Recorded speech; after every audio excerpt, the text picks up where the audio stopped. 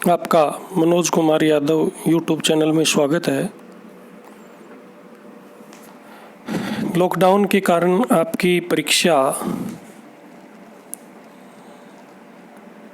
का टाइम बढ़ा दिया गया है कोरोना के दूसरी स्टेज के कारण, इसलिए आपका नुकसान न हो इसके लिए आपके अपने यूट्यूब चैनल मनोज कुमार यादव से जुड़े रहिए, जिससे कि आपको क्लास 10 और 12वीं की जब तक परीक्षाएं नहीं होंगी तब तक आपको रिवीजन करवाया जाएगा।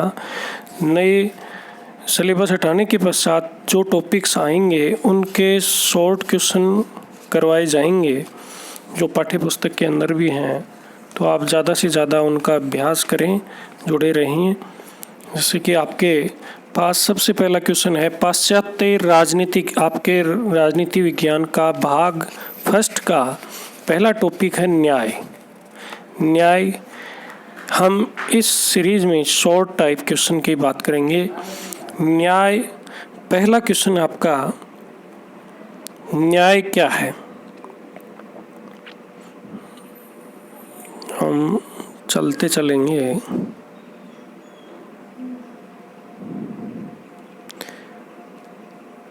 पाश्चात्य राजनीतिक चिंतन में न्याय की व्याख्या सर्वप्रथम किस विचारक ने की थी? सबसे पहले किस विचारक ने की थी? इसका आंसर आ जाएगा प्लेटो। किसने की थी? प्लेटो ने। दूसरा क्वेश्चन है वितरणात्मक न्याय की अवधारणा के प्रतिपादक हैं, यानी वितरणात्मक न्याय की अवधारणा किसने दी थी? प्लेटो के बाद में अरस्तु ने। उसके शिष्य किसने दी थी? अरस्तु ने। तो इसका आंसर हो जाएगा बी पार्ट, बी। इसमें बी आ जाएगा, ब लिख दो, और इसमें पहले वाले में स आ जाएगा।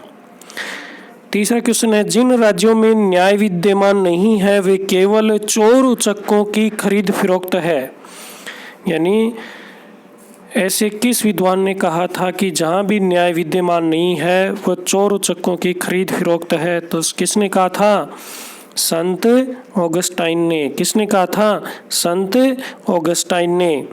क्वेश्चन नंबर 4 न्याय की निष्पक्षता को राज व्यवस्था की आधारभूत प्रवृत्ति इनमें से कौन से विचारक मानते हैं? कौन से विचारक मानते हैं? मनु और कौटिल्य। कौन से विचारक मानते हैं? मनु और कौटिल्य। अगला है आपको ऑब्जेक्टिव, 5 क्वेश्चन ऑब्जेक्टिव भी दिए गए हैं। कानून के उल्लंघन पर दिया जाने वाला दंड न्याय के किस रूप में परिलक्षित होता है? किस रूप में परिलक्षित होता है? कानूनी न्याय। किस रूप में होता है? कानूनी न्याय के रूप में होता है, यानी इसका आंसर आएगा द। आप प्रैक्टिस करिए, साथ साथ जुड़े रहिए। अब है अगला क्वेश्चन फर्स्ट, न्याय के भारतीय प्रतिपादक कौन है? भारतीय प्रतिपादक कौन कौन से हैं? मनु, कौटिल्य, बृहस्पति, शुक्र, भारद्वाज, विदुर, सोमदेव आदि हैं। अगला क्वेश्चन है प्लेटो ने अपने किस ग्रंथ में न्याय संबंधी विचार किए? बहुत ही इंपॉर्टेंट किताब है और इसका नाम है, इस ग्रंथ का नाम है द रिपब्लिक। क्या नाम है? The Republic. इसका नाम है रिपब्लिक। बहुत बार पूछा जाता है द रिपब्लिक। क्या नाम है? The Republic. प्लेटो ने अपने न्याय सिद्धांत में समाज की कितनी श्रेणियां बताई हैं? कितनी बताई हैं समाज की? प्लेटो ने न्याय के सिद्धांत में समाज की 3 श्रेणियां बताई हैं। शासक या अभिभावक, दूसरा है सैनिक वर्ग, तीसरा है उत्पादक या सहायक वर्ग। फिर वही घुमा फिरा के क्वेश्चन नंबर 4 आ गया, रिपब्लिक पुस्तक के रचयिता कौन है? कौन है? प्लेटो। बहुत ही पुस्तक एग्जाम में आने वाली है कि रिपब्लिक पुस्तक किसके द्वारा लिखी गई, तो आप लिखोगे प्लेटो के द्वारा। अरस्तु ने न्याय के कितने रूप बताए हैं? अरस्तु ने न्याय के 2 रूप बताए हैं, वितरणात्मक न्याय और सुधारात्मक न्याय। वितरणात्मक न्याय और सुधारात्मक न्याय। अगला प्रश्न है, अरस्तु का वितरणात्मक न्याय सिद्धांत किस बात पर बल देता है?